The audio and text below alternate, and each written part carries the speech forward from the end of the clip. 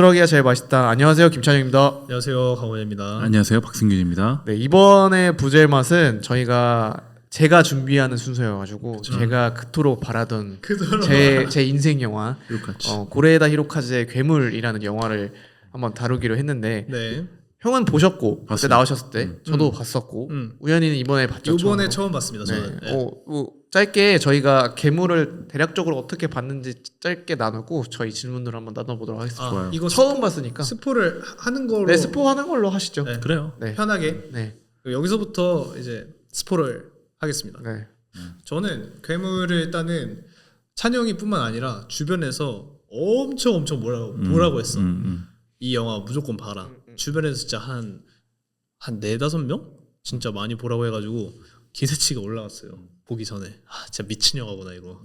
그러고 해서 봤는데 기대가 너무 높았던 탓일까. 그럴 수 있어. 역시 기 큰 실큰의 과학이 네. 기대가 커서 실망도 컸었던. 근데 실망이 크진 않았고 한 줄 평은 진짜 잘 만들었다. 이게 웰메이드다. 네, 진짜 웰메이드다. 제가 드라마나 영화를 평가하는 기준이 있는데 그 기준은 그 얼마나 짜임새 있고 쫀쫀하게 스토리가 이루어졌는가. 보면서 구멍이 있으면은 별점이 확 깎여요. 이거 좀 아쉬운데 하면서 그러니까 뭐 논리적인 비약, 이야기의 논리 뭐 비약이 개연성이 있다던가. 이게 말이 없다던가 돼? 논리적으로 안 된다거나 아니면 갑자기 뭔가 이 미술적으로도 이상한데 아니면 그러니까 여러 가지 복합적으로 봤을 때 제가 이거 빵꾸다. 이거는 촘촘하게 준비 안 한 제작진의 탓이라는 게 제가 딱 그 생각이 들면은 네. 베테랑 2 보셨어요? 안 봤습니다. 그거의 집합체입니다. 진짜 야 이거 빵꾸다의 집합체. 우리 아빠가 웬만해서 재미없다고 안 하거든요. 네. 근데 진짜 재미없다고 그러더라고. 맞아. 실망스럽다는 평이 많던데. 네. 맞아. 그래서 그런 게 거의 안 보였어요. 엄청 쫀쫀하구나. 진짜 잘 만들었다. 인정. 라는 생각이 들었고 그 각각의 인물에 따라서 내용이 이해가 받아들이는 게 좀 달라지잖아요. 시각이 달라지니까 이 사람 입장에서는 이 사람이 이상하게 보이고 이 사람 입장에서 이렇게 다 이게 이야기하면서 그거를 그대로 따라가면서 그러니까 되게 반전의 연속. 와 진짜 쫀쫀하다 이게. 연출이 기가 막혔어. 그러니까 이게 만약에 뭐 그냥 아무것도 모르는 제 입장에서 봤을 때는 1번에서 말한 내용 그리고 알고 보니까 2번 하려면 1번의 구멍들이 좀 보였어야 될 것 같은데 1번 내용 그 자체로도 그냥 완벽해. 그러니까 구멍 없이 잘 흘러갔어. 근데 2번 알고 보니까 뭐야 그렇네. 근데 2번도 완벽해서 그럼 2번인갑다. 3번도 좀 그러니까 이렇게 이야기 사이사이에 구멍도 없고 연기도 너무 좋았고 그러니까 몰입도가 올라가고 몰입도 좋고 스토리도 재밌고 연기도 좋고 미술도 좋고 육각형이다. 육각형. 네. 근데 다만 아쉬웠던 건 기대가 너무 컸다. 초반에 기대가 너무 커서. 그러니까 이야기와 영화를 봤을 때는 너무 이제 뭐 깔 게 없을 정도로 그렇죠. 좀 육각형인데 네. 너가 생각하는 그 기대가 맞아. 그거에 충족하는 만약에 그 정도가 내가 아니었으니까. 아무것도 모르고 그냥 영화 가서 봤으면 진짜 이렇게 했을 텐데 주변에서 하도 뭐라고 하니까 그래서 그냥 이제 기대치 때문에 좀 그렇게 된 거고 영화 자체는 진짜 너무 잘 만든 영화다. 너무 잘 만들었고 그런 영화다. 승균이 형은 어떻게 봤어요? 저는 그러니까 이거 좀 이어받아서 얘기하고 싶은 게 저는 어떤 감독을 좋아하냐면 각본을 직접 쓰는 감독을 좋아해요. 이거 좀 그래야 디테일하네요. 그래야 이 구멍이 잘 없더라고. 이해도가 높. 근데 히로카츠가 유명한 게 자기가 각본 쓰는 걸로 맞아. 유명하거든요. 각본상을 받아서 이번에 그 칸 각본상을 고레에다 근데 히로카즈가 괴물이 히로카츠가 쓴 게 아니야. 진짜요? 아니고 저 30년 만인가 얼마 만에 외부 각본을 거의 처음 받은 건데 근데 내가 놀랐던 게 쫀쫀하다는 거죠. 근데 쫀쫀하니까 이게 이제 각본 쓴 사람이랑 감독이 다르면 연출하는 사람이 다르면 그치. 이게 좀 나는 그 소위 말하는 별로 몰입이 잘 안 되는 경우가 있었는데 근데 이거는 정말로 작가가 정말 잘 쓴 것도 있겠죠. 작가도 잘 썼지만 연출이 기가 막혔다. 맞아. 그런 생각을 했고 저는 왓챠꾼이니까 제가 쓴 왓챠 PDR을 아까 본 거구나. 맞아. 제가 쓴 거를 얘기하자면 너무 섣불리 선과 악을 구분짓고 비난할 대상을 찾고 있었던 게 아닐까. 내가 본 건 사실 거대한 퍼즐의 한 조각이었을 뿐인데 보이는 게 전부가 아니란 걸 모르고 이렇게 했고. 좋네요. 좋다. 너무 좋다. 광장동 신영철, 광장동 이동진, 광장동 이동진. 절대 아니고 그 왓챠 다른 평 중에 괴물이 누굴까를 찾고 있던 내가 괴물이 아닐까. 맞아. 나도 그거 봤어. 그거 평이 있어서 미쳤네. 그것도 너무 공감이 됐고. 제 질문하고 또 연결되네요. 어쨌든. 그렇죠. 그래서 저는 뭐 너무 좋게 봤습니다. 그냥 저 영화 잘 모르니까 그런 어떤 연출적인 건 잘 모르지만 맞아. 딱 봐도 야 이건 연출이 기가 막히다. 맞아. 어떻게 저렇게 연출을 할 생각을 했지? 맞아. 그런 생각도 했고 그리고 뭐랄까 그 괴물이 누군지 엄청 찾았거든요. 저도. 저도 엄청 찾았어요. 누가 괴물일까 했는데 마지막 엔딩 너무 기가 막혔고 맞아. 그러면서 진짜 내가 괴물이구나. 저 사람들을 괴물 만들려 했던 내가 괴물이구나가 느껴졌습니다. 저는 이거를 그때 봤을 당시에 제가 기억을 조금 더듬어 보자면 그 전까지의 영화들이 꽤나 단순한 영화들이 많았던 것 같아요. 근데 이제 괴물을 여자친구가 보자고 제안을 해서 나는 이게 뭔지도 몰라요. 저는 근데 사실 영화를 미리 알고 가는 걸 별로 안 좋아하는 스타일. 맞아. 그냥 보는 스타일. 근데 나는 일본 영화라는 것만 알고 있었고 그래서 그냥 딱 봤는데 일단 몰입도가 너무 좋은 영화인 거예요. 아까 여러분이 다 이야기한 것처럼 그 연출 자체가 되게 특이하잖아요. 이렇게 시선이 또 달라지면서 아예 장면을 구분해 놓잖아요. 이렇게 그런 부분들이 꽤나 딥하게 몰입할 수 있도록 되게 좋은 영화였다라고 생각을 하고 저 처음 얘기한 것처럼 되게 단순한 영화들이 많았는데 이 히로카즈 괴물 영화는 꽤나 내가 생각할 내가 삶에 있어서 어떻게 살아가야 했을지에 대한 퀘스천 마크를 줄 수 있는 하나의 영화였던 것 같아요. 제가 더 인상 깊게 다가왔던 것 같고 그리고 왜 또 인상 깊게 다가왔냐면 아까 형이 말씀하신 그 괴물 누가 괴물인가를 찾고 있는 나를 보면서 이제 그 내가 생각하지 못했던 그런 집단들 그러니까 내가 그들의 편에 들겠다고 했던 소외된 사람들에게 편에 들겠다고 했던 사람들이 생각나면서 내가 그러지 못했던 그들과 함께하지 못했던 나의 모습을 다시 한번 돌아보면서 막 마지막에 이제 그 크레딧인가요? 그거 올라갈 때 막 엄청 울었어요. 그래서 저번에도 얘기했지만 맞아. 여자친구 앞에서 진짜 펑펑 울었어. 펑펑. 뭐 여자친구 얘 왜 이래? 약간 이런 느낌. 그래서 되게 인상이 깊게 남는 영화였고 너무 좋게 봤습니다. 제가 진짜 그 전까지 봉준호 감독의 괴물이 진짜 제 인생 영화기도 했거든요. 그럼. 다른 약간 괴물 바뀌었어요. 네. 다른 이 괴물. 괴물 영화로. 봉준호 괴물 진짜 재밌어요. 네. 그리고 이 괴물 영화는 좀 이렇게 표현하고 싶어. 사람 냄새가 나는 영화였다. 그렇죠. 그러니까 막 이게 정겹다라는 표현보다는 내가 봤을 때는 내가 생각하는 사람 냄새는 조금 더 사람에 대해서 고민하고 생각하고 사유할 수 있는 영화였다. 근데 일본식의 정겨움이 구석구석에 있었던 것 같아요. 생각을 돌아보면. 네. 그래서 이걸 짧게 제가 괴물에 대해서 설명을 조금 해드리고 그 다음에 이제 질문 좀 나누려고 하는데 좋아요. 우리가 잘 알고 있나요? 뭐 고레다 히로카즈 감독 혹시 들어보셨나요?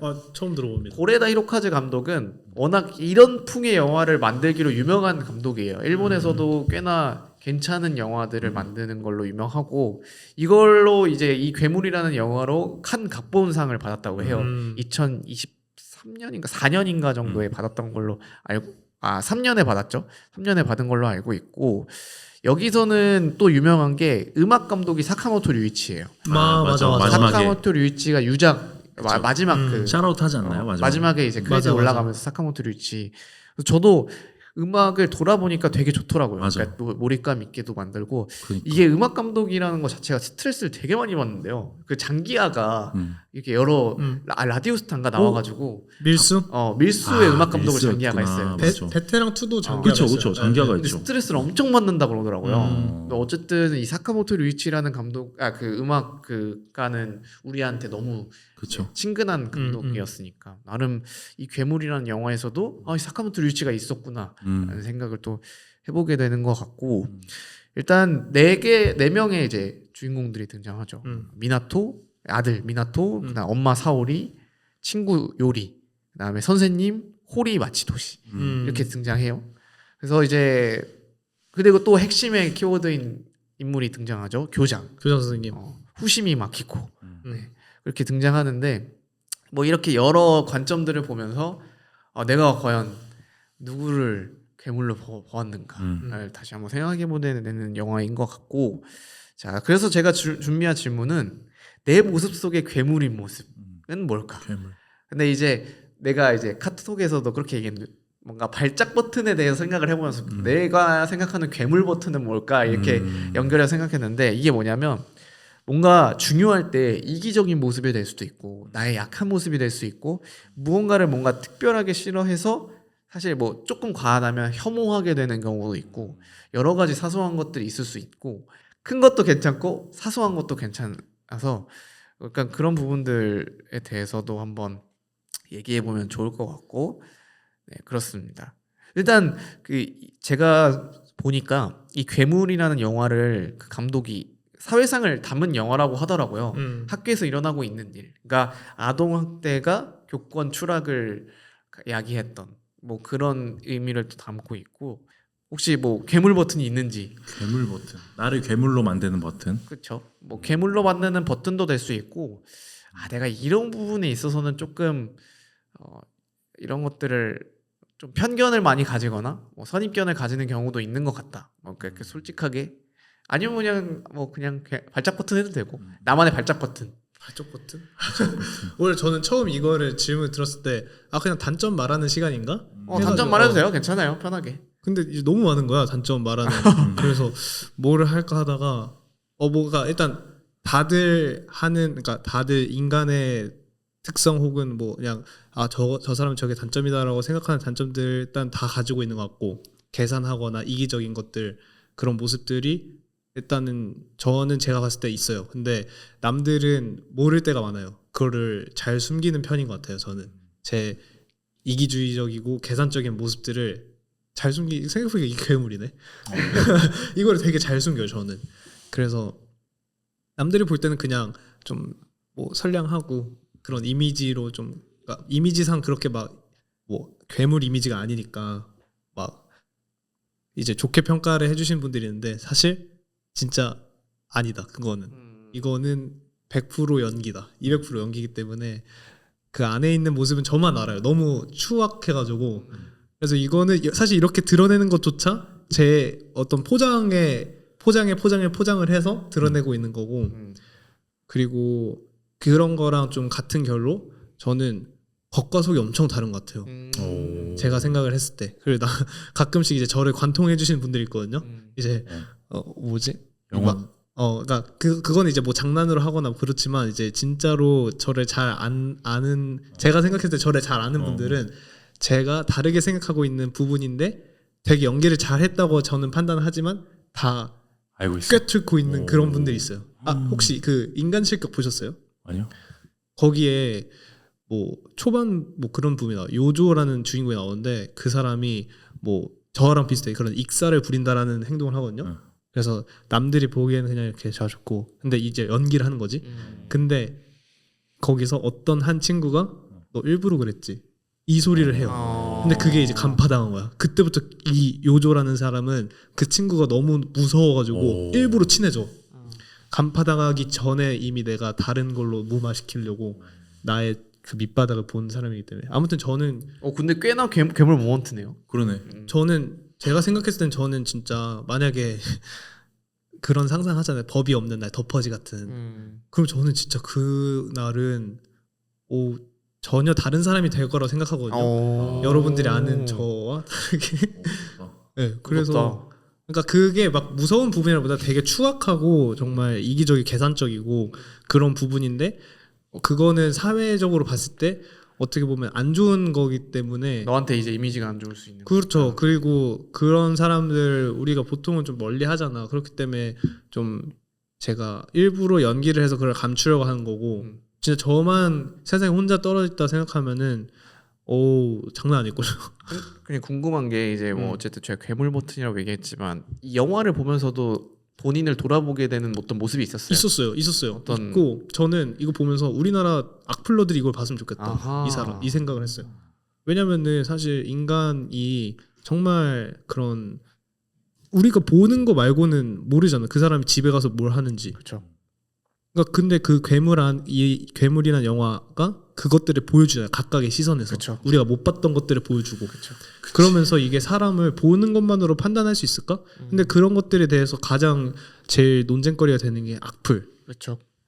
무조건적 비판. 우리는 미디어에서 정말 일부만을 보는 건데 그거 가지고 우리가 어떻게 물론 그 행동 자체가 잘못될 수는 있지만 그거를 도를 넘는 악플을 쓴다거나 아니면은 뭐 더 깊게 들어가서 과연 나는 내가 악플을 쓸 수 있는 자격이 있나? 라는 생각부터 드는 거야. 왜냐면 내가 어쩌면 그들보다 더 추악하고 내 생각에 정말 그런 자격이 없는 사람인데 악플을 다는 걸로써 뭔가 내가 저 사람 위에서 아래로 판단하는 거잖아요. 그래서 악플러들이 이거를 보고도 과연 또 악플을 쓸 수 있을까? 만약에 좀 의식이 있는 사람이 이거 보면은 반성이 될 것 같아. 그것도 생각해. 그 성경 안에서 그 사건 있잖아요. 죄 없는 사람이 돌을 던지라. 그거랑도 좀 비슷하게 보이고. 왜냐면 사실 다 각각 놓고 보면은 우리도 정말 괴물 같은 모습들이 다 안에 숨겨져 있을 거라 생각을 하거든요.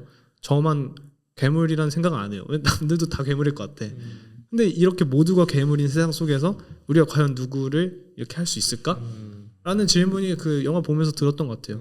왜냐면 다 복합적인 거잖아요. 맞아요. 그 교장 선생님도 어쩌면 좀 또 그게 뭐 사실이 아닐지는 모르지만 이제 그렇게 보이는 것 같아. 거지. 연출로 보면은 되게 좀 어떤 면에서는 좀 착하고 또 어떤 면에서 되게 괴물 같아. 막 마트에서 뛰어다니는데 갑자기 발 걸고. 그렇죠. 손녀를 이제 차로 후진하다가 치였다고 하죠. 그러니까 인간 안에 여러 가지 면들이 있는데 왜 한숨을 쉬세요? 아니 생각이 많아져. 그리고 뭐 그런 생각이 들었어요. 그래서 괴물 같은 모습은 저는 겉과 속이 다른 게 괴물 같다. 근데 남들은 모르니까 저를 겉으로만 판단해서 좋게 봐주시는데 충격 고백하자면 그게 아니다. 저는 약간 그 악플러에 대한 이야기들을 하면서 저도 생각했는데 저는 아까도 월간교회사 할 때도 좀 이어지는 이야기지만 이제 제가 이제 나름 저는 이제 비주류에 대한 그 집단의 이야기를 지지하고 응원한다고 생각하고 그 생각을 공유한다고 생각해요. 그래서 저는 그 사람들에 대해서 무조건적으로 비판하는 사람들을 혐오해요.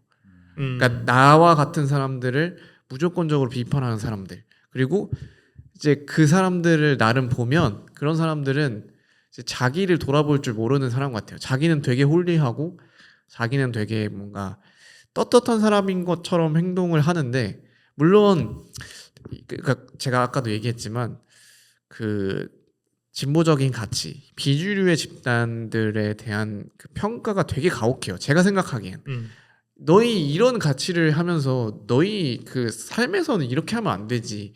그러면서 행동하는, 그렇게 비판하면서 하는 그 사람들의 행동들은 되게 자유롭거든요. 왜냐면 나는 그 비주류의 가치를 지지하지 않으니까. 그러면서 책임을 안 져도 되는 거지. 책임을 안 주는, 나는 그게 또 악플러랑 똑같다고 생각하거든요. 그치. 그러니까 악플러들은 그런 가치의 그 익명성의 뒤에 숨어서 막 하잖아요. 근데 나는 주류에 있는 사람들도 똑같다고 생각해요. 똑같지. 어떻게 그 사람이 그런 이야기를 하는데, 물론 일관적이지 않는 거는 또 중요해요. 이 사람이 이 비주류의 가치를 하는데 또 다른 비주류의 가치, 난 그건 좀 라고 하는 건 사실 되게 좀 말이 안 되는 거예요. 이 사람이 이 가치를 지지하고 있으면 이 사람도 존중을 해줘야 되는 게 맞는 거고, 어쨌든 그런 건 있긴 하지만 메인에 있는 사람들은 그거에 너무 자유로우니까 그 혐오하는 사람들을 보면 약간 부들부들 돼요. 저 새끼들 막 이러면서 그때 형 그 세월호 기도회 때 얘기한 것도 너무 화가 나는 거예요. 난 지금 아직도 화가 나. 그게 그 이야기가 막 떠올라가지고 어쨌든 그런 모습들이 나에게는 좀 괴물이 되는 모먼트이면서, 그러니까 내가 그들을 혐오하게 되잖아요. 그러니까 그거 자체도 사실 이게 내가 일관성이 떨어지는 거야. 그러니까 나는 그 사람들이 그냥 그런가 보다 하고 넘어간다기보단 오히려 뭔가 무시하고 그냥 내 갈 길 가야 되는 거에 이제 익숙해져야 되는데, 뭔가 사실 나는 혐오로 다시 결국 갚아주고 있는 거니까 저는 그게 좀 제 모습이 이게 반추된다고 그래야 될까요? 그러니까 성찰이 되는 모습들이었고, 제가 그 괴물을 보면서 왜 울었냐면 내가 너무 쪽팔린 거예요. 나는 그 괴물을 찾고 있는 나의 모습이 너무 쪽팔렸어. 나는 많은 사람들의 편에 서서, 그리고 이제 힘이 없는 사람들에 서서 함께 하고 싶은데, 저는 사실 좀 그 홍은전 씨의 그냥 사람이라는 책을 보고 서평을 한 사람이 이렇게 계명할 용기는 마음속에 있지만 그렇게 하지 않는 사람들한테 큰 용기를 주는 책이다, 뭐 이렇게 얘기하거든요. 비슷한 이야기를 하는데 저는 그런 사람이에요. 되게 찐따예요. 찌질이고 그런 용기를 가지고 있지 않는 사람이에요. 근데 처음에는 그게 죄책감이 되게 컸거든요. 아, 쟤는 저렇게 하는데 나는 왜 저렇게 행동하지 못하지? 나는 마음속에만 가지고 있는 거예요. 근데 그 책 모임에서 그 성민이라는 그 교수가 나한테 그렇게 얘기해. 그냥 사소한 것 하나하나가 큰 변화를 일으킬 수 있는 작은 어쨌든 그 단추가 될 수 있어라고 얘기를 했던 그런 비슷한 이야기를 했는데, 근데 그걸 보면서 그냥 내 내적인 모습 안에서도 누군가를 괴물로 바라보려고 하고 그 괴물을 찾으려고 하고 그 아이들한테 그냥 되게 몰입이 돼가지고 미안한 거예요. 내가 그들을 괴물로 봤던 나의 모습이, 그런 괴물로 단정 지으려고 했던 나의 모습이 너무 창피하고 부끄러워서 되게 눈물이 많이 났던 것 같아요. 그리고 저의 모습 속에서도 이러한 모습들이 나한테, 그러니까 그 주류에 대한 혐오의 모습들이 나한테도 있으니까 그런 걸 고치고 싶은데 그게 잘 안 되는 것 같아서 그게 저만의 좀 괴물 버튼이지 않나라는 생각을 해봤습니다. 형님은 어때요? 저도 이거 많은 생각하게 되는데, 원래 얘기하려 했던 건 저는 정리를 진짜 못하는데 정리를 거의 괴물 수준으로 못해요. 아 진짜 물건 정리 말씀하시는 그냥 뭐 방 정리, 지금 당장 차만 정리, 가보면 차 정리. 그 진짜 부끄러운 모습이긴 한데 몬스터긴 해요. 그냥 정리를 못해요 진짜로. 정리 못해서 혜영이도 그 모습을 되게 극률이 여겨요. 불쌍해. 그래서 근데 계속 도전을 주죠. 오빠 이렇게 정리해야 돼. 근데 이제 사실 그거는 그거고, 근데 최근에 또 어떤 사람이 무슨 얘기를 했냐면 네 방 상태가 네 마음 상태다라고 얘기를 했어요. 근데 진짜 맞는 말이더라고요. 그래요? 네, 근데 제가 정리를 못하는 본질적인 이유가 뭐냐 했을 때 난 미루기거든. 어차피 정리될 존재고 미룬이구나. 미룬이. 어차피 정리될 방 언젠가 하겠지. 근데 그게 그대로 내 마음에 있더라고 사실. 그래서 모든 일들을 잘 미루는 습관. 근데 그게 되게 괴물적인 행태로 표출이 되고, 근데 사실 내 방은 나만 알잖아. 그러니까 이게 사람들은 모르겠지 싶은데 다 묻어나더라고 그냥 내 삶의 모습 속에. 그래서 이게 괴물 모먼트다 했는데, 괴물 얘기를 들으면서 들은 게, 제가 진짜 괴물 모먼트 뭐냐면, 이거 나 진짜 괴물이다 생각했던 건 뭐냐면, 한 사람의 어떤 포인트가 꽂히면 그것만 보고 입체적으로 못 봐요 인물을. 저도 그래요. 저도. 근데 다 그렇지 않나요? 저도 얘기했어요. 하나를 보고 10을 판단하는 괴물. 제가 그렇게. 난 찬영이 얘기 들으면서 그러니까 내 모습도 저런데라고 생각을 했던 거예요. 그러니까 어떤 한 인물에 그러니까 저는 약간 또 진짜 개빡쳐하는 포인트가, 저는 바람 피는 걸 그렇게 싫어하더라고요. 그러니까 사실 그러니까 뭐 그건 싫어할 만한. 할만한데. 그러니까 다른 사람들보다 유독 더 예민하게 반응. 그 뭐 좀 지금 교회 밖 친구들을 만나면, 고등학교 친구들 만나면 막 바람 피는 얘기를 많이 해요. 그러니까 지들이 피진 않아. 지들이 피진 않는데 뭐 회사 갔더니 뭐 이런 일이 있었고 뭐 그게 되게 사회의 표준이 되어 있더라고. 바람이. 근데 나는 이제 주변 사람들이 다 이제 신학생들이니까, 신학생들은 이러면 안 되지가 있어요. 저는 그게 굉장히 빡센 것 같아요. 윤리적인 기대감이 형이 있는 거죠. 근데 특별히 바람에 있어서. 근데 이제 그거를 한 사람이 바람핀 걸 아는 사람들이 있는데 좀 빡쳐하는 정도를 보면 내가 진짜 이만큼이고, 같이 일하는 누군가는 그럴 수 있지, 혹은 확실해? 뭐 이 정도? 그냥 그렇게 그냥 잘 넘어가고 하는데, 나는 그거를 안 순간 이 사람이랑 관계를 못 하겠어. 그냥 너무 짜증나고 모든 게 되게 안 좋게 보이고. 근데 그게 어떻게 보면 괴물적 포인트인 거죠. 그러니까 이 괴물이 3부작으로 돼 있잖아요. 그렇죠. 근데 1부작만 보고 이거를 다 평가하는 거지, 인물을. 근데 2부, 3부를 보면 또 다르게 평가될 여지가 있는데, 그러니까 나랑 같이 사역하는 그 아무렇지 않아 하는 애는 2부, 3부를 보고 다 평가를 하고, 야 좋은 건 좋은 거고, 이거는 좋은 포인트인 거고, 이거는 형 말대로 안 좋은 포인트인 거지가 되는데, 맞아. 나는 이 평가에 감정이 실리는 거야. 어떻게 저럴 수가 있어 이러면서. 그게 내 괴물 포인트인 것 같아요 사실. 근데 약간 그런 부분들은 형이 좀 예민하게 받아들이는 것도 있겠지만, 잘못을 했으면 사과를 해야 돼요. 그렇죠, 그건 맞죠. 그리고 잘못에 대해서 어떤 피해가 간 사람들이 있으면 그 주변에 진심 어린 사과를 해야 되는 게 맞는 도리인 거예요. 그게 관계적인 형성의 기본이고. 맞아요. 근데 사실 뭐 형이 화나는 게 뭐 그런 포인트는 아닐지 모르겠지만, 저는 외적으로 봤을 때 그게 제대로 안 됐기 때문에 여지가 남아 있다고 생각해요. 화가 나는 여지들이 분명히 남아 있고 그거를 아직까지도 납득하지 못하는 사람들이 분명히 있을 거예요. 형 빼고도. 아니 그죠 있죠 있는데 근데 형이 그걸 뭔가 입체적으로 못 본다의 형의 그 단점일 수도 있긴 한데 꼭 그것만은 아니다 그 케이스는. 근데 입체적으로 못 보는 게 그쵸? 맞긴 해요. 저도 그래요. 저도. 제가 그래서 저 너무 공감하는 게, 자 승균이 형 같은 입장을 몇 년 전까지 계속 고수를 했던, 그러니까 고수했다고? 그러니까 그런 생각이 많았거든요. 범죄 안에서도 바람, 불륜 이런-거나 뭐 마약 이런 거. 근데 바뀌었던, 그러니까 좀 생각이 지금은 좀 바뀌었는데, 그렇다고 해서 제가 뭐 불륜 옹호 이게 아니라 불륜 잘못된 거고 정말 안 좋은 시선을 받으면 100% 이해하고 다 그러지만 저는 뭔가 좀 불쌍한 것 같아요. 그 불륜.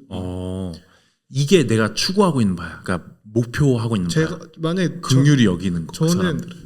너무 다행이라고 생각하거든요. 제가 불륜 안 해서.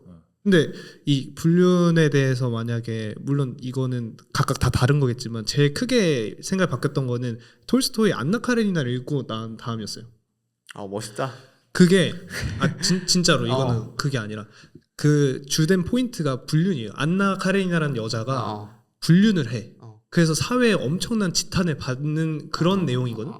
근데 그 내용을 다 처음부터 끝까지 다 읽고 나면은 내가 안나였어도 그렇게 할 수밖에 없겠다. 그런 생각이 드니까. 근데 그거는 거의 무슨 자연재해처럼 다가왔단 말이야. 안나가 계속 뭐 조금 이야기를 하자면 안나가 계속해서 자기를 부정해.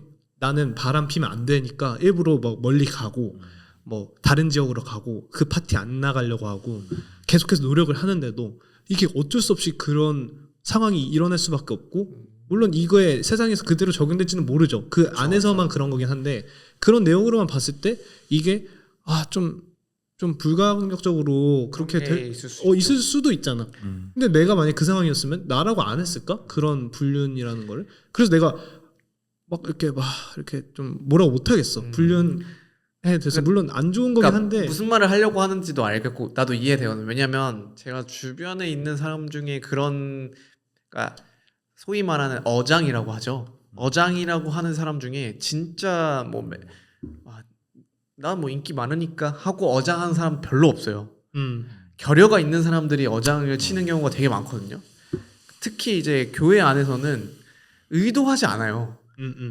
뭐 그 사람은 의도하지 않았다고 하고. 나는 의도했다고 봐. 나는 뭐 당신 케이스가 아니라. 근데 저는 의도한 건 아니라고 봐요. 그러니까 이게 막 해야지. 얘가 좋아서 막 어장 한번 해야겠다. 다 끌고 와야지. 난 얘도 좋고 얘도 좋으니까 한번 비교해 볼까 이런 느낌이 아니라. 그치. 그러니까 이 사람의 어떤 애정 결핍에 대한 부분이 확실하게 있는 거예요. 근데 그런 부분들을 고치기에는 뭔가 사실 어렵죠. 그러니까 이 인간의 기질 자체가 안 바뀌는 부분이 분명 있으니까. 내가 정리 못하듯이. 그러니까 안나 카레니나도 사실 그 불가항력적인 부분들이 점점 겹치면서 그게 뭐 제가 그 책을 안 읽어서 모르겠지만 애정 결핍이라는 문제로 분명 다가왔을 거예요. 그러니까 그 배경이 그 되게 좀 정략 결혼처럼 엄청 나이 차이가 많이 나는 사람이랑 사랑 아닌 결혼을 했어. 그쵸. 그러니까 주변 환경 조성도 딱 바람피기 딱 좋은 상태로 됐고 유혹하는 사람은 또 심지어 젊은 귀족 남자 솔로 인기쟁이 완전. 그러니까 분명 근데 그런 부분들은 있지만, 그러니까 불쌍히 여기는 것도 너무 좋지만, 근데 이제 불쌍히 여기는 건 그 다음 이야기인 것 같아요. 진정한 사과를 하고 아까 더 얘기했지만 그런 부분이 마련되면 우리도 그 다음 단계로 넘어갈 수는 있을 것 같아요. 근데 만약에 그러니까 대부분의 그 바람에 대한 부분들은 그런 것들이 매칭이 안 되니까 잘 이루어지지 않으니까 쟤는 저러고도 저렇게 살아가네라는 멘트가 나오는 거죠. 근데 사과는 사실 당사자들의 몫이잖아요. 그러니까 바람 피임을 당한 사람이 사과를 받아야 되는 건데 나는 왜 사과 안 하지? 사과 왜 안 하지? 내가 그거 되게 집착하더라고. 그러니까 만약에 그걸 들었으면 그나마 지금만큼은 안 그랬을 것 같아요. 맞아요. 맞고. 그래 뭐 사과했으니까 뭐 내가 뭐라 할 수 없지 이 정도까지는 갔을 것 같아요. 난 무조건 그렇게 할 생각이었는데 바람 맞은 당사자랑 또 이렇게 친해지다 보니까 어떤 디테일한 얘기들을 내가 안 들어도 되는 거잖아 사실. 근데 막 되게 막 디테일한 얘기들도 듣고 하다 보니까 완전히 그냥 사로잡혀 버리는 거죠. 그런 부정적인 바이브에. 형이 그만큼 이제 윤리적인 기대가 높으니까 정도 윤리적 척도의 기도가 높으니까 그런 걸 수도 있고. 근데 뭐 사실 누구나 다 화가 날 그죠? 법해요. 화가 나죠. 화는 교계 안에서 더 그런 것 같아요. 최근에 총회장도 무인텔 갔다가 아세요? 아, 예. 그 영상 근데 지리더라. 그러니까. 나 그거 요번에 봤거든. 영상 못 봤는데 그 형이 올려주신 스토리로 해서 너도 화가 난다 그랬잖아 그때. 내가 그랬던 것 같아. 이거 어떻게 이러지? 그게 잘 안 나. 무인텔에서 상담한다고. 말도 안 근데 돼. 그게 영상이 찍혔어요 CCTV가. 맞아. 근데 이제 영화 같아. 그 권사랑 그 목사가 무인텔에서 그 나오다. 교회 차를 타고 나와. 와, 미친. 근데 그걸 장로가 앞에서 막은 거야. 그래서 문을 열어. 그 목사가 나와. 막 이렇게 막 언쟁을 해. 그리고 그 장로가 차에 들어가가지고 막 카메라로 찍어. 근데 그러더니 이제 둘이서 밖에 나와서 언쟁을 펼치니까 그 권사가 운전하고 있었거든. 권사가 차 문을 닫고 가버렸어. 그래서 목사가 이 장로님 보고 자기 교회 좀 태워달라 그래. 그러니까 너무 코미디가 진짜 이루어지고 있는 거야. 그러니까 그 실망스러운 일들이 어쨌든 뭐 있었는데. 근데 제가 이제 마지막 질문을 하면서 우리 또 끝냈으면 좋겠는데 그러면서 사실 우리가 생각하는 어느 정도 이상이 있을 것 같아요. 내가 생각하는 나의 모습의 이상이 될 수도 있고 뭐 제가 표현하는 최고의 모습 내가 이렇게 되고 싶다. 아까 형은 뭐 예수 따르는 삶이라고 얼간결 할 때 얘기했지만 각자 생각하는 삶을 살아가는 거에 있어서 최고의 어떤 이상은 뭘까? 그리고 뭐 세상에 대해서 얘기해도 되고 뭐 어떤 세상을 바라는지 아니면 뭐 나는 이런 사람이 됐으면 좋겠다라는. 그러니까 우리가 그 전까지는 문화와 소비를 향유하면서 이야기를 하면서 그냥 단순한 부분들에 대한 이야기를 나눴다면 오늘은 좀 그냥 이런 세상이 됐으면 좋겠다. 아니면 나는 좀 윤리적이나 아니면 사회적인 부분에 있어서 이런 사람이 됐으면 좋겠다라는 이야기를 좀 한번 나눠봤으면 좋겠네요. 이 이상에 대해 생각해 봤을 때 최소한 그냥 일관적이게 살아가는 저였으면 좋겠어요. 저의 모습으로 봤을 때. 그러니까 이게 되게 감정적이지 않았으면 좋겠어요. 저는. 근데 사실 그거 진짜 잘 안 되거든요. 근데 그나마 덜 혐오하려고 하고 그나마 덜 비판을 넘어서서 그러니까 비판은 좋은데 비난했으면 좋겠어요. 제가. 근데 되게 저는 아무래도 그런 분노가 이제 디폴트 값이 돼버리니까 분노를 하다가 그러니까 처음에 비판을 하다가도 비난을 하게 되더라고요. 막 감정이 실리니까. 근데 그러다 보니까 이런 것들은 내가 이렇게 이런 가치는 지키면서도 다른 부분들에 있어서 일관적인 모습을 보이지 않으니까 좀 역설의 오류. 그러니까 요건 되고 저거는 안 되는 모습들을 보이지 않는 모습이 저는 제가 가졌으면 좋겠는 최고의 모습이었어요. 그리고 좀 아까 그 비판하는 그 악플러에 대한 이야기를 했잖아요. 저는 좀 그렇게 좀 덜해졌으면 하는 세상이었으면 좋겠어요. 서로를 좀 멋있게 리스펙할 줄 아는. 정몽규 비판 살벌하게 하시던데. 그건 비판이죠. 오케이. 잘못된 것은 고쳐야죠. 네. 그러니까 이거 좀 다른 이야기인데 지난주에 그 벌새라는 영화를 보고 책 모임을 했어요. 근데 벌새라는 영화가 옛날에 그 성수대교 무너진 그 배경 시대의 배경을 하고 있고 그 시대의 가족의 이야기를 다루는 건데 성민이가 그 질문을 하는 거예요. 그 거기서 이제 아빠가 울어요. 그러니까 막내딸이 있는데 막내딸은 둘째 오빠한테 폭행을 당하거든요. 근데 그때는 약간 그런 문화가 자연스럽게 있었던 거야. 자기 친구 중에서도 오빠한테 맞는 친구가 있었고 근데 이제 아빠는 완전 가부장적인 아빠야. 공부해라. 자기가 못했으니까 떡집을 하거든요. 막 새벽 4시부터 해가지고 나는 이렇게 하니까 너는 운동을 너는 막 해가지고 둘째는 공부를 진짜 잘해. 첫째는 약간 항상 나가 놀아. 그리고 막내는 되게 아직 갈피를 못 잡는 그런 느낌인데 얘가 나중에 여기에 혹이 생겨요. 혹이 생기는데 둘째한테? 막내한테 혹이 생기는데 혹이 생기니까 큰 병원에 가서 이걸 째야 되는 건데 아빠가 거기 가서 아빠 그 전까지는 되게 애정이 거의 없는 것처럼 보였어요. 그냥 막 무시하고 이렇게 외면하고 했는데 그때 가서 막 울어요. 그러니까 진찰을 받고 이제 수술하고 흉진 거라고 하는데 거기서 막 울거든요. 근데 성민이가 그거에 대해서 이 울음에 대해서 어떻게 생각해? 라고 하는 거예요. 나는 사랑이라고 생각했거든. 성민이는 그건 사랑으로 합리화될 수 없는 거라고 생각한다는 거예요. 그러니까 왜, 어떤 의미냐면 거기서 그 막내딸이 엥? 왜 울지? 이런 표정을 지어요. 그러니까 이 사람은 이때까지 했던 거 모습 차차하고 내가 이렇게 미안함을 표현하면 미안하다고 그냥 된다고 생각하는 거야. 사과를 한다고 생각하는 거야. 그러니까 성민이가 얘기하고 싶은 건 뭐냐면 사랑이라는 그 표현 안에서 그렇다고 해서 그 폭력적인 게 정당화되지 않는다라는 거예요. 저는 그걸 보면서 이 사회가 리스펙은 하되 사과를 꼭 했으면 좋겠다라는 생각이 들더라고. 우리 가족 안에서도 나도 뭔가 우리 아빠를 비판하려고 하는 거 아니고 그때 시대에는 그런 것들이 있었으니까. 근데 잘못된 것은 잘못된 거라고 말할 수 있어야 된다라는 생각이 들더라고요.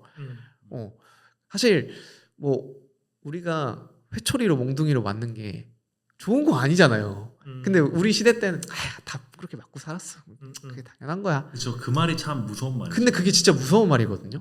이렇게 하다 보면 나도 어느 순간 우리가 소위 말하는 가스라이팅을 당하는 시대거든요. 그치. 그러니까 비난을 하고 비판을 하는 거, 그러니까 비판을 하는 건 좋아요. 잘못된 거에 대해서 지적을 하는 건 좋은데 그게 도를 넘어서서 이렇게 되는데 어떤 사람은 그렇게 받을만 하지 뭐 그렇게 잘못했잖아.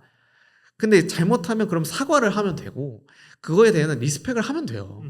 근데 그게 잘 안 이루어지니까 지금 우리가 다 오버되는 거야. 비난하고 막 악플 달고 그거에 대해서 안 좋은 결과까지 오고 이렇게 되니까 좀 세상이 좀 오버하지 않고 서로를 리스펙하면서 뭐 잘못했으면 사과 제대로 하고 그런 것들이 좀 제대로 됐으면 좋겠어요. 근데 맞아요. 좀 그게 안 되니까 용서해주는 문화가 좀 최고의 모습이 오죠. 저는 근데 이거 처음 질문 받았을 때 그냥 내 인생 말한 거 해서 되게 개인적으로 생각했던 거는 아니에요. 그러니까 근데 그렇게 개인적으로 생각했던 생각한 거는 그냥 뭐 이름을 남기는 거. 남한테 피해 안 주고 소소한 행복을 자주 느끼면서 살아가는 삶이라고 그냥 가볍게 그냥 제가 평소에 생각하고 있던 걸 썼는데 얘기하다 보니까 뭔가 제가 바라던 이상적인 사회에 대한 모습이 좀 떠올라서 그거를 말하자면 아까 말했던 그 돌 던지는 그런 거 있잖아요. 그거에 하나로 악플이 있을 수 있고 근데 돌을 안 던지는 세상이 제일 제가 생각하는 이상적인 세상인데 그런 세상은 현실적으로 어렵다기보다 그냥 아예 안 된다 생각해요. 그쵸, 맞아요. 그래서 저는 뭐 제가 아직 뭐 신앙이 깊은 건 아니지만 그래서 만약에 신이 있다면 이런 세상을 만들었으면 좋겠다라는 생각이 들어요. 이거는 일단 지금 현실에선 절대 안 되거든요. 제 생각에는 일단 저부터 돌을 던져요. 근데 이것들을 다 무마하고 아무도 돌을 던질 수 없는 사회가 만약에 있다면 그걸 한번 경험을 해보고 싶어. 어떤 잘못했을 때 사과하고 용서해주고 그리고 뭐 어떤 사람이 잘못을 했을 때 나도 저럴 수 있지. 그러니까 딱히 뭐라고 하진 않고 그냥 보듬어 주고 그냥 다음에 잘해라. 뭐 이 정도? 근데 그런 게 너무 안 되고 그거가 어떻게 보면 지금 우리나라 사회가 겪고 있는 큰 문제 중에 하나를 생각을 해요. 뭐 출산율, 자살률 이런 거 다 차차하고 그냥 지금 우리가 제일 가깝게 보고 있는 거는 유튜브나 인스타그램이잖아요. 근데 그 안에서 제일 쉽게 볼 수 있는 사회 문제점이 그런 나락 문화, 악플 문화 같은 건데 이거는 어떻게 고칠 수 있을까? 라는 생각이 맞아요.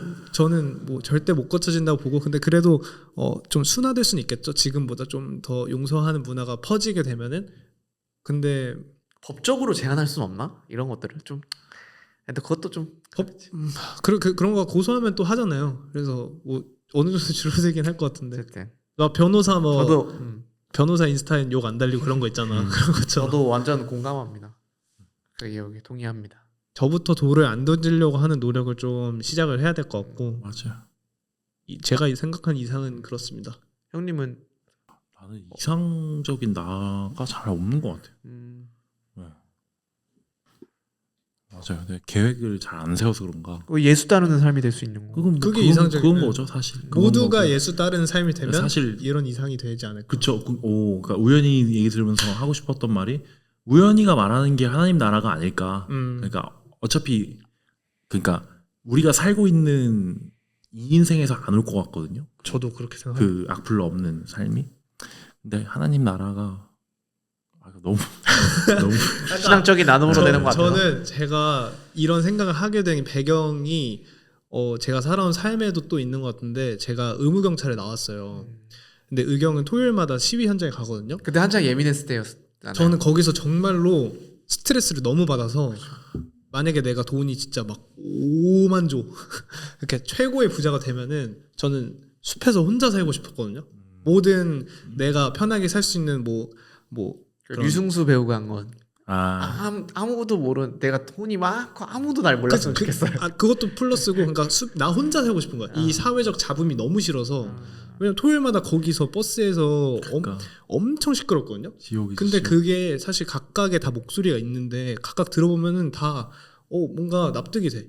여기 소리 들어보면은 그렇고 여기 소리 들어보면 또 납득. 여러 가지 단체들이 각각의 자신의 이해관계에 따라서 그런 주장들을 하면서 사회가 시끄러져 있는데 저는 그거에서 피로를 너무 느껴서 그냥 아무도 없고 숲에서 나 혼자 그냥 돈이 많으면은 뭐 사회를 굳이 안 나가도 되잖아요. 뭐 집에서 뭐 다 해먹고 막 그러니까 그런 스트레스가 없는 삶을 의경 시절 때부터 계속 꿈꿔왔었거든요. 그 토요일 날 너무 스트레스 받으면서 그러다가 이제 사회 나와서도 이런 사회적인 문제가 제 눈에 들어오니까 그런 생각을 좀 하게 된 게 아닐까. 그쵸.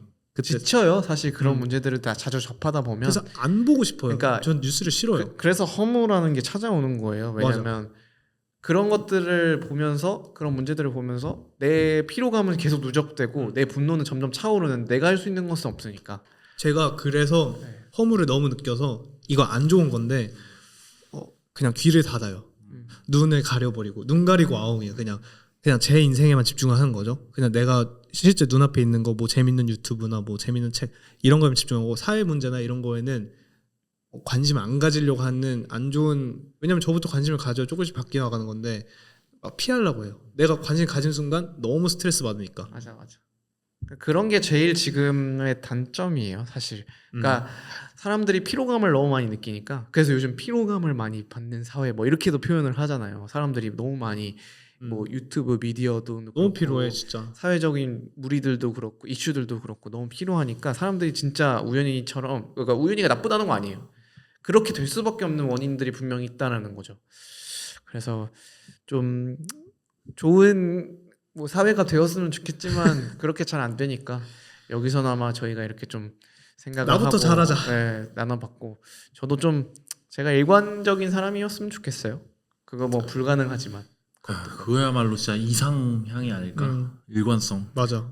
어떻게 일관? 그러니까 우리에게 정말 큰 기득권이 왔을 때, 이익이 왔을 때 과연 일관성을 지킬 수 있을까? 그쵸. 그거 장담할 수 정말 어려운 없죠. 이게 뭐 약자와 약자가 붙었을 때는 또 강자와 약자가 또 그쵸, 나눠지고 생기니까.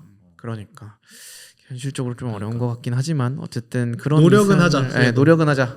조그맣지만 작은 노력들을 조그맣지만 작은 노력들 무슨 작은 노력들을 우리 삶에서 해 나가자라는 그런 생각을 하게 해주는 영화가 바로 저는 고레에다 히로카즈 이렇게 괴물이었습니다.